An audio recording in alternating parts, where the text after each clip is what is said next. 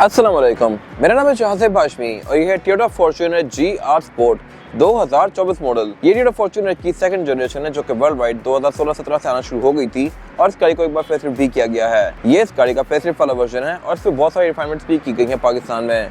इसके बहुत सारे वर्जन आते हैं, पेट्रोल में कुछ वर्जन आते हैं और कुछ डीजल में आते हैं। डीजल की अगर बात की जाए तो इस गाड़ी में सिग्मा आता है, लेजेंडर आता है और फिर GR स्पोर्ट आता है। ये गाड़ी GR स्पोर्ट है और top of the line variant है। ये गाड़ी अपनी वैल्यू को काफी हद तक जस्टिफाई करती है और यही वजह है कि वर्ल्ड वाइड इस गाड़ी की वैल्यू बहुत ज्यादा बढ़ती जा रही है। इस प्राइस ब्रैकेट में आपको कोई खास ऑप्शन मिलता नहीं है 0 मीटर में, जबकि ये गाड़ी काफी अच्छा ऑप्शन है और उसके अलावा साइज के लिहाज से भी ये गाड़ी अच्छी खासी मैसिव है। पावर के लिहाज से ये गाड़ी काफी ज्यादा पावरफुल है और ये गाड़ी है भी काफी ज्यादा ड्यूरेबल। इन सारी चीजों पर आगे डिस्कशन करूंगा। अभी फिलहाल अगर बात की जाए सबसे इंपॉर्टेंट चीज की तो वो है इस गाड़ी की प्राइस। इसकी डिमांड 2,17,00,000 रुपए है और ये गाड़ी साइकिल मोटरस्पोर्ट के पास अवेलेबल है। ये रेडी अवेलेबल कार है, 24 मॉडल है और 2017 की है। और अगर आपने इसके बारे में कोई इन्फॉर्मेशन लेनी है तो आप इस दिए गए नंबर पर कॉल कर सकते हैं या फिर आप साइकिल मोटरस्पोर्ट को विजिट कर सकते हैं जो कि रावलपिंडी में DHC2 की अकेडमी के ऑपोजिट लोकेटेड है। साइकिल मोटर्स की टोटल 2 ब्रांचेस हैं, एक रावलपिंडी में मरी रोड पे और फिर एक रावलपिंडी में ये वाली ब्रांच। इन दोनों ब्रांचेस पे गाड़ियों की बाइंग एंड सेलिंग के साथ साथ गाड़ियों के काम भी किए जाते हैं जैसे कि tents, wrap, ceramic coating, PPF, traffic coating. यहाँ पे गाड़ियाँ फेसलिफ्ट भी की जाती हैं और इसके अलावा यहाँ पे एक पेंट बूथ भी अवेलेबल है।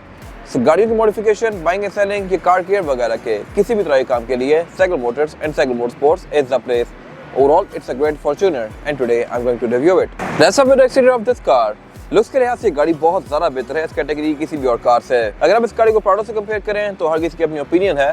मोस्टली लोगों को ये लुक ज्यादा पसंद आता है क्योंकि थोड़ा सा मॉडर्न टच देता है। प्राडो जो इस प्राइस ब्रैकेट में फॉल करती हैं वो गाड़ियाँ पुरानी होती हैं, 10-11 मॉडल होती हैं और वो गाड़ियाँ थोड़ी सी ऑब्सोलीट लगती हैं देखने के लिहाज से। और डेफिनेटली 2010-11 की गाड़ी 2024 से कम्पीट नहीं कर सकती कंडीशन के लिहाज से, लेकिन ये गाड़ी साइज में से थोड़ी सी छोटी है। खैर अगर बात की जाए इस गाड़ी के फ्रंट लुक की तो यहाँ पे फीचर्स काफी इंप्रूव कर दिए गए हैं पहले से, बट स्टिल मेरे ख्याल से यहाँ पे भी स्कोप ऑफ इंप्रूवमेंट है। अगर बात की जाए इस गाड़ी की हेडलाइट्स की तो ये हेडलाइट्स सबसे पहले लेजेंडर में आई थी 2021 में।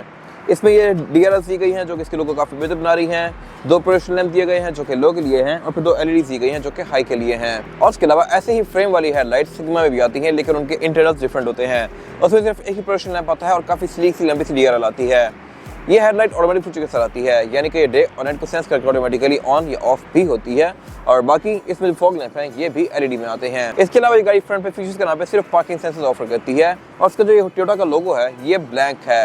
ये देखने में ऐसा लगता है कि रडार हो। लैंड क्रूजर V8, प्राडो वगैरह में जिनमें इस तरह का मोनोग्राम आता है उनमें पीछे रडार दिया गया होता है। बट GR स्पोर्ट क्योंकि इंटरनेशनली आ रही थी और उसमें लोगो इस तरह का था तो पाकिस्तान में भी उसकी लुक को कॉपी किया गया है, बट यहाँ पे रडार नहीं दिया गया।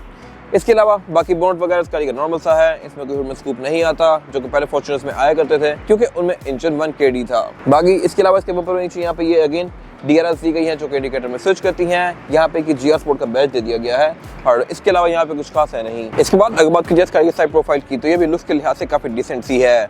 यहाँ पे इतनी चीजें दी गई हैं कि मेरे ख्याल से इसको मॉडिफाई करने के लिए कुछ रह ही नहीं गया। यहाँ पर रिम काफी मजेदार आते हैं, टायर भी अच्छे आते हैं, रूफ रेल्स में दी गई हैं, मोस्टली गाड़ी में ब्लैक आउट है और इसके अलावा साइज स्टेप भी इस गाड़ी में अच्छे खासे बॉडी से बाहर आए हुए हैं। तो मेरे ख्याल से यहाँ पे टोयोटा ऐसा कोई पॉइंट नहीं छोड़ा जिसको आप लेके चेंज करवाएं।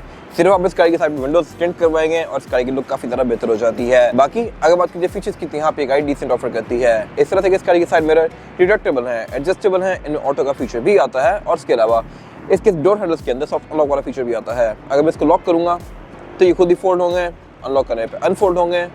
लेकिन ये है बॉडी कलर में ही। व्हाइट गाड़ियां व्हाइट आते हैं, ब्लैक में ब्लैक आते हैं। डोर हैंडल भी इस गाड़ी में बॉडी कलर में ही आते हैं जबकि सिग्मा में ये क्रोम में आते हैं। और अगर बात की जाए इस गाड़ी की एब्सोल्यूट साइड प्रोफाइल की तो साइज के लिहाज से ये गाड़ी एक मिड साइज SUV है, यानी कि प्राडो से थोड़ी सी छोटी है और V8 से तो काफी छोटी है। इंटीरियर में ये गाड़ी भी बहुत ज्यादा स्पेशियस नहीं है लेकिन स्टिल गाड़ी लुक्स और फीचर्स इतने ऑफर करती है कि अपनी प्राइस को जस्टिफाई करती है। खैर ये गाड़ी प्रॉपर 4x4 SUV है, ऐसा नहीं कि गाड़ी स्पोर्ट्स वगैरह जैसी है, उनसे ये गाड़ी बहुत ज्यादा बेहतर है। इसके अलावा ऊपर इसमें रूफ रेल्स दी गई हैं। विंडोज के आसपास इसकी फुल कंटिन्यू करती है एल्यूमिनियम की जो कि इसके लुक को काफी डिस्टिंक्टिव बनाती है। इसका जो सिग्मा वेरिएंट है उसकी की के ऊपर इस तरह की कट लाइन दी गई है और ऐसी कट लाइन आपको सिर्फ इसी गाड़ी में देखने को मिलेगी। बाकी कोई ऐसी भी इस तरह कट लाइन फॉलो नहीं करती। लैंड क्रूजर 300 सीरीज के अंदर भी उसकी विंडोज के आसपास जो फ्रिल दी गई है क्रोम की वो भी काफी डिस्टिंक्टिव है और उसके भी स्टार्टअप के अंदर वो उसके मीटर में शो होती है। बाकी इसके अलावा रिम इस गाड़ी में 18 इंचेस के आते हैं, इन पे मैं डिटेल में डिस्कशन करूंगा अभी। और इसमें काफी लाइट सी व्हील आर्चेस दी गई हैं जो कि अगेन GR स्पोर्ट में बॉडी कलर में है। और अगर बात की जाए इस गाड़ी के इस एंड की तो यहाँ पे इस गाड़ी का फ्यूल डोर दिया गया है। फ्रंट लाइन यहाँ पे आगे थोड़ी ज्यादा शार्प हो जाती है और टेल लाइट के अंदर कंटिन्यू करती हैं। फ्रंट पे ऐसी लाइट्स नहीं दी गई। इसके अलावा गाड़ी क्वार्टर ग्लास भी ऑफर करती है और GR स्पोर्ट में टोयोटा ने कुछ चीज़ों पे चीप आउट किया है। वो ये है कि एक तो इस गाड़ी के अंदर से एम्बिएंट लाइटिंग निकाल दी गई है जो कि लेजेंडरी में आती थी, ये मैं कवर करूंगा अभी आगे जाके। और इसके अलावा इस गाड़ी में जो लॉक अनलॉक की साउंड है वो भी नहीं है। लेजेंडरी में अगर आप इस गाड़ी को अनलॉक करते तो ये गाड़ी बीप करती थी, लॉक करने में ये गाड़ी बीप करती थी, बट इस कार के केस में ऐसा नहीं है। आप इसको जितना मर्जी लॉक अनलॉक कर ले कोई बीप नहीं आती, और ये ऐसा नहीं है कि आप जाके अंदर से ऑन कर सकते हो, इसमें बीप आती ही नहीं है, ना GR स्पोर्ट रीवो में ना GR स्पोर्ट फॉर्च्यूनर में। और इसके अलावा एंट्री एग्जिट भी इस गाड़ी में कोई बहुत ज़्यादा आसान नहीं है। अगर आप थोड़े से एजड हैं तो आपके लिए इस गाड़ी में बैठना उतरना मुश्किल होगा, और यहाँ पे टोयोटा ने इसको और ज़्यादा मुश्किल बनाया है इस तरह से कि इसमें कोई ग्रैब हैंडल नहीं दिया गया। रीवो में यहाँ पे ग्रैब हैंडल आता है, प्राडो में आता है, V8 में आता है। मोस्टली गाड़ियाँ SUVs जो ऊंची होती हैं वो ऑफर करती हैं, बट इसमें ग्रैब हैंडल नहीं दिया गया टोयोटा की तरफ से। आई डोंट नो ऐसा क्यों है। ड्राइवो तक में टोयोटा ऑफर करता है बट इसमें नहीं दिया गया, जिसको आप पकड़ के चढ़ के बैठेंगे। इसमें एंटर होने के लिए आप जस्ट यहाँ पे साइड में ग्रिप करके इस तरह से इसके अंदर एंटर होंगे, और निकलना भी इससे थोड़ा सा मुश्किल है, आपको प्रॉपर स्लामर के बाद आना पड़ता है। और इसके अलावा इसकी थर्ड रो सीट्स में एंटर होने के लिए आप इसकी सेकंड रो सीट्स को फोल्ड करेंगे लाइक दिस, और इसके अलावा यहाँ पे कुछ खास है नहीं। और इसके अलावा बात की इस गाड़ी की रेयर लुक की, तो इसको भी फेसलिफ्ट करके काफी ज़्यादा इंप्रूव कर दिया गया था। टेलर इस गाड़ी में अब एंड टू एंड कंटिन्यू करती हैं, इनमें कोई खास ब्लैंक स्पॉट्स नहीं दिए गए जो कि पिछली फॉर्च्यूनर में थे। और इस कैटेगरी में मेरे ख्याल से ये लुक्स काफी अच्छी हैं। फीचर भी ये गाड़ी बैक पे अच्छे ऑफर करती है, इस तरह से कि इसमें पार्किंग सेंसर्स आते हैं। टेलगेट इस गाड़ी का पावर आता है जो कि आप की फॉब से अनलॉक कर सकते हैं लाइक दिस, और इसकी ट्रंक कैपेसिटी भी अच्छी खासी स्पेशियस है। लेकिन यहाँ पे एक चीज़ थोड़ी सी अजीब सी है, वो ये है कि इसमें जो बैक पे सीट्स हैं, थर्ड रो सीट्स, ये साइड पे फोल्ड होती हैं, सिंकिंग नहीं आती, जबकि गाड़ी 2016 के बाद से आना शुरू हुई है। प्राडो 2009 से ही सीट सिंकिंग ऑफर करी है, और इवन लैंड क्रूजर 200 सीरीज में भी ये सिंकिंग नहीं आती थी, साइड पे फोल्ड होती थी। साइड पे फोल्ड होने की वजह से गाड़ी का ट्रंक का अच्छा खासा एरिया खा जाती है, और अगर ये नीचे फोल्ड होती है तो ट्रंक एक ही लेवल पे हो जाती है सीट्स के साथ। इसमें नीचे यहाँ पे एक गैप दिया गया है, सीट्स अलग लेवल पे है, ट्रंक अलग लेवल पे है, और फिर साइडों पे सीट्स भी खड़ी हुई हैं, तो ये काफ़ी अनइवन सा अरेंजमेंट लगता है। बाकी बैक पे आप यहाँ पे 2 लोग बिठा सकते हैं। ट्रंक कैपेसिटी इस गाड़ी की अगर सीट्स आप ओपन कर दें तो सिर्फ एक बैक ही रह जाती है, अगर सीट्स को फोल्ड कर दें तो फिर यहाँ पे अच्छा खासा सामान आ सकता है। फ्रंट सीट्स को भी आप फोल्ड कर सकते हैं, और इसके अलावा इसकी ट्रंक की हाइट को भी आप एडजस्ट कर सकते हैं। ट्रंक की हाइट एडजस्ट करने की मैंने गाइड्स ऑलरेडी बनाई हुई हैं जो कि आप जाकर मेरे पेज से देख सकते हैं। इसके अलावा बैक पे गाड़ी पार्किंग सेंसर्स भी ऑफर करती है। रेयर बम्पर के अंदर रिफ्लेक्टर्स दिए गए हैं। GR स्पोर्ट में बम्पर थोड़ा सा ज़्यादा एग्रेसिव आता है। बाकी ये गाड़ी बैक पे रेयर विंडशील्ड वाइपर भी ऑफर करती है, स्पॉइलर भी आता है इसमें, स्पॉइलर के अंदर ब्रेक लैंप दिया गया है, और इसके अलावा यहाँ पे कुछ खास है नहीं। इसके बाद अगर बात कीजिए इस गाड़ी की इंटीरियर की, तो इंटीरियर इसका लुक्स के लिहाज से तो काफी जबरदस्त है, फीचर्स के लिहाज से भी काफी इक्विप्ड है, लेकिन ये चौड़ा बहुत ज़्यादा नहीं है। SUVs के इंटीरियर आप एक्सपेक्ट करते हैं कि बहुत ज़्यादा खुले होंगे या चौड़े से होंगे, बट इस गाड़ी में ये केस नहीं है। ये गाड़ी चौड़ाई के लिहाज से सिर्फ कोरोला या सिविक जितनी है, थोड़ी सी ज़्यादा स्पेशियस होगी, बट नॉनदलेस ये गाड़ी फीचर्स के लिहाज से बहुत बेहतर है और बहुत ऊपर है। ऊपर बैठने का एक अलग ही स्वैग है, और ये चीज़ आप तब एक्सपीरियंस करते हैं जब आप इस गाड़ी को ऑन करते हैं। खैर इन सारी चीज़ों पे आगे बात करूंगा। अभी फिलहाल अगर बात कीजिए इस गाड़ी के स्टीयरिंग व्हील की, तो स्टीयरिंग व्हील गाड़ी 3 स्पोक ऑफर करती है। इस पर लेफ्ट और राइट स्पोक को डिफरेंट कंट्रोल्स दिए गए हैं। लेफ्ट स्पोक को जो कंट्रोल है मल्टीमीडिया सिस्टम के हैं, राइट स्पोक को जो कंट्रोल्स दिए गए हैं यहाँ से आप इसके MID के बीच में नेविगेट कर सकते हैं। ये गाड़ी पैडल शिफ्टर्स भी ऑफर करती है, लेजेंडरी भी और सिग्मा में भी, और इसके अलावा इसमें क्रूज कंट्रोल भी आता है जो कि अडॉप्टिव नहीं है, ये सिंपल सा ही क्रूज है। बाकी ये स्टीयरिंग व्हील सारा ही लेदर की फिनिश में है, इसमें रेड कलर की स्टिचिंग दी गई है, और इसके अलावा यहाँ पे GR स्पोर्ट की बैजिंग भी आती है। और ये स्टीयरिंग व्हील है भी टेलीस्कोपिक, आप इस स्टीयरिंग व्हील को ऊपर नीचे भी कर सकते हैं और आगे पीछे भी कर सकते हैं लाइक दिस। इसके अलावा अगर बात कीजिए इस गाड़ी के हेडलाइट के कंट्रोल की, तो हेडलाइट इस गाड़ी में ऑटोमेटिक फीचर के साथ आती है, यानी कि ये डे और नाइट को सेंस करके ऑटोमेटिकली ऑन या ऑफ होंगी, और उसमें फॉग का कंट्रोल भी दिया गया है। इसके अलावा वाइपर इस गाड़ी में नॉर्मल से दिए गए हैं, इनमें ऑटो वाला फीचर नहीं आता जो कि ग्रैंडे ऑटो वाला फीचर ऑफर करती है, तो मेरे ख्याल से टोयोटा को इसमें भी यूज करना चाहिए था। बाकी अगर बात की जाए इस गाड़ी के मीटर की, तो मीटर इसका अगेन पिछली किसी फॉर्च्यूनर से डिफरेंट है। ये ब्लैक, रेड और ग्रे के कॉम्बिनेशन के साथ है, और इसमें स्टार्टअप के टाइम पे GR स्पोर्ट की बैजिंग आती है। इसके अलावा इसकी रीडर्स रेड कलर में है, और अगर बात की जाए इसके MID की, तो ये आपको इसकी बहुत सारी चीजें शो करवाता है, जैसे कि ट्रिप्स, एवरेज किलोमीटर पर litre, outside temperature, tyre turning various, गाड़ी के मैसेजेस, सेटिंग में जाके आप इसकी बहुत सारी चीज़ों को चेंज कर सकते हैं, और ये डिस्प्ले भी काफ़ी हाई क्वालिटी है। वैसे कार्स में पिक्सेलेटेड आ रहे होते हैं यूजुअली। इसके अलावा अगर बात की जाए इस गाड़ी के मीटर की हाउसिंग की, तो ये सारी ही सॉफ्ट पैडिंग की फिनिश में है, ये लेदर है। यहाँ पे GR की थीम को कंटिन्यू करने के लिए रेड कलर की स्टिचिंग दी गई है, और इसके अलावा अगर बात की जाए इसके बाकी के डैशबोर्ड की, तो ये चीप प्लास्टिक की फिनिश में है। मेरे ख्याल से इस प्राइस पॉइंट पे इसका डैशबोर्ड बेहतर हो सकता था, बट टोयोटा ने नहीं किया, और डैशबोर्ड इसका साइज के लिहाज से भी बहुत ज़्यादा चौड़ा नहीं है। बाकी अगर बात की जाए इसके डैशबोर्ड की, तो यहाँ पे 4 इवेंट्स दिए गए हैं, चारों ही इवेंट्स ओपन और क्लोज किए जा सकते हैं, और इसके अलावा इनमें ये पे सेंटर में क्लॉक दी गई है, उसी नीचे इसकी मल्टीमीडिया स्क्रीन दी गई है, और ये वैसी स्क्रीन है जैसे कि टोयोटा थाईलैंड में ऑफर करता है। थाईलैंड वाली कार में भी ऐसी स्क्रीन आती है, और ये बेसिकली गाड़ी के कंप्यूटर के साथ सिंक है। स्क्रीन में basically Android Auto, Apple CarPlay, Bluetooth, aux, navigation, USB, इस तरह की सारी चीज़ें आती हैं और उसके अलावा ये गाड़ी के कंप्यूटर के साथ भी सिंक्ड है। यहाँ पे आपको क्लाइमेट कंट्रोल की स्टैट्स भी शो करवाएगी और उसके अलावा इसकी ट्रेस, एज कंट्रोल वगैरह भी शो करवाएगी। इसके अलावा इसका डिस्प्ले भी अच्छा है, सॉफ्टवेयर भी इंटरेक्टिव है और ये काफी स्मूथ है। उसी इंच का क्लाइमेट कंट्रोल दिया गया है। क्लाइमेट कंट्रोल गाड़ी डुअल जोन ऑफर करती है, यानी कि ड्राइवर और पैसेंजर दोनों के लिए दो अलग अलग जोन्स दी गई हैं, फ्रंट पे और फिर बैक पे भी अलग से जोन दी गई है। डुअल जोन क्लाइमेट कंट्रोल भी फॉर्च्यूनर शुरू से ऑफर नहीं करी, ये बाद में इसमें ऐड किया गया है। उससे नीचे पे इसके यहाँ पे 12 का पावर आउटलेट दिया गया है, 3 ब्लैंक स्विचेस दिए गए हैं, डाउन एसेस कंट्रोल दिया गया है और 4x4 का सिलेक्टर दिया गया है। इसमें जो 4x4 की सिलेक्शन है वो है H2, H4 और L4। L4 means low range और 4x4 गाड़ी लो गेयर्स में रहेगी और 4x4 पे चलेगी। H4 मीन्स हाई गेयर्स और 4x4 अगर अपनी गाड़ी को तेज चलाना है और 4x4 पे रखना है तो आप इसको H4 में रखेंगे। अगर आप इसको किसी चढ़ाई पे चलाना है तो फिर आप इसको L4 में रखेंगे और वैसे नॉर्मल यूज़ के लिए आप इसको H2 पे रखेंगे। H2 बेसिकली सिर्फ रेयर व्हील्स हैं। उससे नीचे पर यहाँ पे इसके 2 कप होल्डर्स दिए गए हैं। इन कप होल्डर से आगे इसका एक स्टोरेज एरिया दिया गया है और बाकी गेयर पैनल के आसपास वाला सारा एरिया इसका कार्बन फाइबर की फिनिश में है। इसका जो ग्रे सिलेक्टर है ये भी स्मोकी ग्रे है। अगर इस गाड़ी के इंटीरियर पर गौर करें तो यहाँ पे जितने भी एक्सेंट्स हैं ये सब स्मोकी कर दिए गए हैं। बेशक वो गेयर हो, गेयर के आसपास का एरिया हो, स्टीयरिंग व्हील हो, फॉर्च्यूनर की बैजिंग हो, डोर की सिल्स हो, जो मर्जी हो, इसमें शैडो क्रोम या ग्रे सा कर दिया गया है GR की थीम को मैच करने के लिए।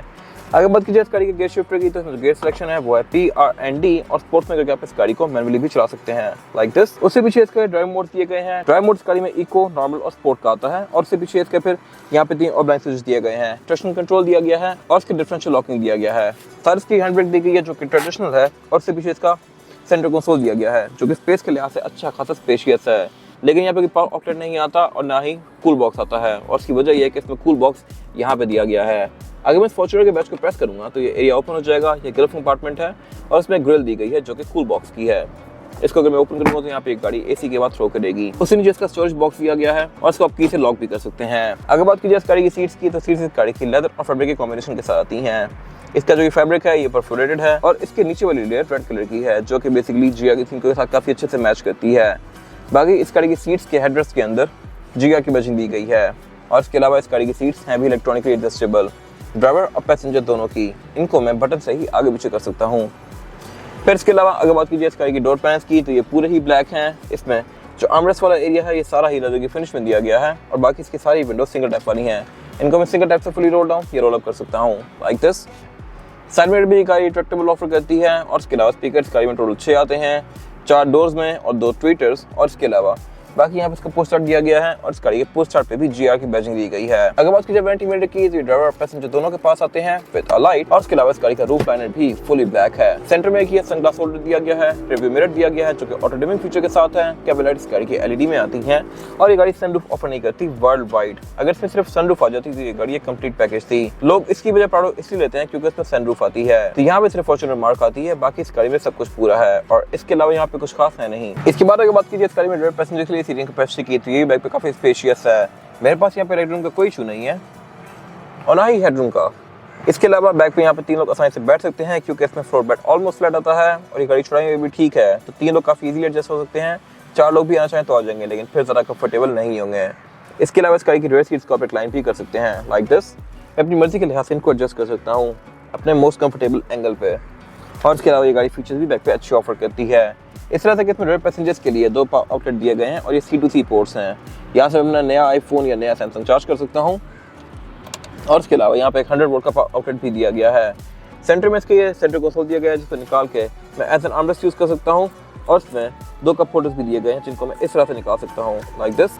फिर इसके अलावा सिर्फ यही नहीं, सेंटर में गाड़ी क्लाइमेट कंट्रोल की जोन भी ऑफर करती है। इसमें बैक पे यहाँ पे एयर वेंट्स दिए गए हैं रेयर पैसेंजर्स के लिए जो कि मेरे ख्याल से एक अच्छी चीज़ है। इनको भी यहाँ से ऑन ऑफ कर सकता हूँ। इसके अलावा फिर इसमें कैबिन लाइट्स भी LED में आती है रेयर पैसेंजर्स के लिए। बैक पे गाड़ी ISOFIX के पोर्ट्स ऑफर करती है, सीट बेल्ट्स ऑफर करती है और इसके अलावा यहाँ पे कुछ खास है नहीं। इसके बाद अगर बात कीजिए इस गाड़ी के इंजन की तो इंजन एक गाड़ी पाकिस्तान में 2 में ऑफर करती है, 2.7 पेट्रोल और 2.8 डीजल। ये स्पेसिफिक कार 2.8 डीजल है जो कि टॉप ऑफ द लाइन है और ये इंजन बहुत ज्यादा पावरफुल है। ये गाड़ी 201 हॉर्स पावर प्रोड्यूस करती है with 500 newton metre of torque जो कि काफी हेल्दी फिगर है इस बॉडी साइज के लिहाज से और इसके अलावा ये इंजन क्योंकि डीजल है तो इसकी एवरेज भी अच्छी आती है। यही वजह है कि ये गाड़ी वर्ल्ड वाइड बहुत ज़्यादा फेमस होती जा रही है और पाकिस्तान में भी। ये गाड़ी आपको तकरीबन 8 से 9 किलोमीटर पर लीटर तक की एवरेज आराम से ले सकती है, 10-11 भी जा सकती है अगर आप इसको बहुत ज़्यादा प्यार से चलाएंगे तो। और इतनी बड़ी गाड़ी के लिहाज से मेरे ख्याल से काफ़ी अच्छी एवरेज है। ये एवरेज आपको सिविक जैसी गाड़ियाँ देती हैं। बाकी इसके अलावा ये इंजन मेंटेनेंस के लिहाज से भी काफ़ी सस्ता पड़ता है, ड्यूरेबल भी काफ़ी है। और बाकी इसमें फिर ABS, traction control, drive modes, 4x4 इस तरह के सारे फीचर्स आते हैं। ये गाड़ी ऑल टाइप 4x4 नहीं है, इसको आप सिर्फ रेयर में भी चला सकते हैं और फिर 4x4 पे भी स्विच कर सकते हैं। और इसके अलावा ऐसा इंजन प्राउडो में भी आता है। ये 1GD FTV इंजन है। बाकी इसके बोर्ड के अंदर इंस्टॉलेशन दी गई है। बोर्ड इस गाड़ी का ओपन स्टैंड ही होता है। अगर यहाँ पे हाइड्रोलिक आ जाता तो मेरे ख्याल से काफी अच्छी बात थी। और इसके अलावा यहाँ पे कुछ खास है नहीं। इसके बाद अगर बात की जाए इस गाड़ी के टायर साइज की, टायर साइज ऑफर करती है फॉर्च्यूनर GR स्पोर्ट। ये 265, 60 और 18। इसमें 18 इंच का मल्टी स्पोक फ्रेम दिया गया है जो कि लुक्स के लिहाज से काफी मजेदार है मेरे ख्याल से। और इसके अलावा इसकी जो साइड वॉल्स हैं ये भी काफी थिक दी गई हैं। ये आपको ऑफ रोडिंग में काफी ज़्यादा हेल्प करती हैं। और इसके अलावा अगर बात कीजिए टायर की, तो टायर इस गाड़ी में डनलॉप ग्रैंड ट्रैक है जो कि एक अच्छा टायर है और टोयोटा की मोस्टली कार्स में आता है। अब ऐसी 300 सीरीज देख लें, 200 देख लें, प्राडो देख लें, ये गाड़ी देख लें, मोस्टली गाड़ी ये टायर ऑफर करती हैं और ये काफ़ी अच्छा टायर है। ये आपको तकरीबन 50-60 हज़ार किलोमीटर तक एक अच्छी राइड प्रोवाइड करता है। और इसके अलावा इस गाड़ी में ऑर्बिटल डिस्क ब्रेक भी दी गई है। लेकिन GR में एक चीज़ डिफरेंट है और वो ये है कि इसके ब्रेक कैलिपर्स के ऊपर GR की बैजिंग आती है और ये ब्रेक कैलिपर इटसेल्फ भी रेड कलर में है, जबकि लेजेंड और सिग्मा में इसके ऊपर कोई पेंट नहीं आता। इसके अलावा इसमें कोई हाइट कंट्रोल वगैरह नहीं ऑफर होता। ये गाड़ी सिर्फ एक ही हाइट पे आती है, ये इसकी स्टैंडर्ड हाइट है। और इसके अलावा यहाँ पे कुछ खास है नहीं। ये था आज का रिव्यू। अगर आपको ये रिव्यू पसंद आया तो इस रिव्यू को लाइक कीजिए, मेरे चैनल को सब्सक्राइब कीजिए और अगर आपके पास गाड़ी से रिलेटेड कोई भी राय है तो उसको कमेंट सेक्शन में शेयर जरूर कीजिएगा ताकि वो लोग जो ये गाड़ी लेने वाले हैं वो आपकी राय से फायदा उठा सकें। अपना ख्याल रखिएगा। Thank you.